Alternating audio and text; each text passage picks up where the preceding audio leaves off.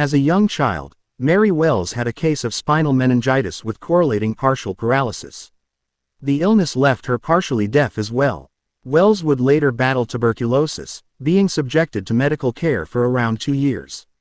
With turmoil amid her simultaneous romantic relationships with Curtis and Cecil Womack in the 1970s, Mary Wells reportedly attempted suicide in 1977 by intentionally overdosing on drugs, namely sleeping pills. Her attempt at her own life left her in a coma for 3 days. Wells herself stated she attempted suicide to get relief. After her suicide attempt, Wells had begun to regularly self-medicate with illicit substances, notably cocaine. Her relationship with Curtis Womack would often include physical altercations between the two, with Wells stating that Womack had left with multiple black eyes, swollen lips, and dislodged tooth caps. Mary Wells had a notable heavy and chronic smoking addiction during her life, smoking a reported maximum of 2 packs of cigarettes a day. According to her longtime manager Steve Cohen, Wells would continue to smoke until the end of her life. During the late 1980s, Wells, who was in the midst of a still active career, began experiencing a gradual decline of her vocal range and capabilities. The vocal deterioration eventually left Wells unable to sing during performances, prompting medical examination and an early retirement. Wells was diagnosed with stage 3 laryngeal cancer in 1990 after cancerous polyps were removed from her larynx. In May of that year, Wells would have her last ever public performance on a cruise ship in Mexico. Her cancer diagnosis delivered a crucial impact on Wells, who had no medical insurance. After her diagnosis, Wells lost possession of her Los Angeles residence after failing to pay rent. To pay for the hospital efforts in treating her cancer, the R&B Foundation raised over $125,000 to pay for the medical expenses on her behalf. The foundation had received respective donations from fellow musical and Motown artists such as Diana Ross, The Temptations, Rod Stewart, Frank Sinatra, Anita Baker, and Bruce Springsteen. Her fellow musicians would also perform shows and use the revenue in Wells's benefit. Wells underwent a tracheostomy in August 1990. This allowed air to transfer between her lungs. Wells declined to have her larynx completely removed. She also went into respiratory distress after her surgery.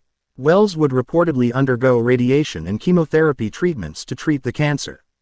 The radiation therapy reportedly lasted about 6 weeks, and the chemotherapy lasted an additional 33 weeks. The cancer and the responsive treatment culminated in Wells developing a voice reduced to merely a murmur. She would completely become mute at times, and she would communicate with others using a pen and pad.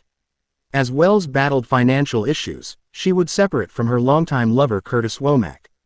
Unable to sufficiently provide financially for herself, her children, and her family, Wells sued Motown for mispractice in the handling of the royalties she made with the label while under them between 1960 and 1965. The lawsuit was eventually settled out of court for an undisclosed precise amount of money. More favorably, her cancer temporarily went into remission following treatments. However, the cancer would re-emerge in the summer of 1991, metastasizing to her lungs. Wells would be administered experimental medications during 1991 in a chance endeavor to treat her cancer. Also, in 1991, Wells would testify before Congress to advocate for further funds for cancer research. Her condition would significantly decline by 1992, as Wells suffered from cancer-related cachexia. This was supported by a statement from Mary Wells' sister-in-law, Sally Womack, who stated, "She was so frail, I don't even think she weighed 90 pounds. Before her death, her children would admit her to the Kenneth Norris Jr. Cancer Center of the University of Southern California in Los Angeles. Wells would spend her final days at this hospital. On July 26, 1992, Wells succumbed to effects her cancer and pneumonia, dying at the age of 49 years old. Mary Wells's memorial service was held in Los Angeles, California, on July 30, 1992.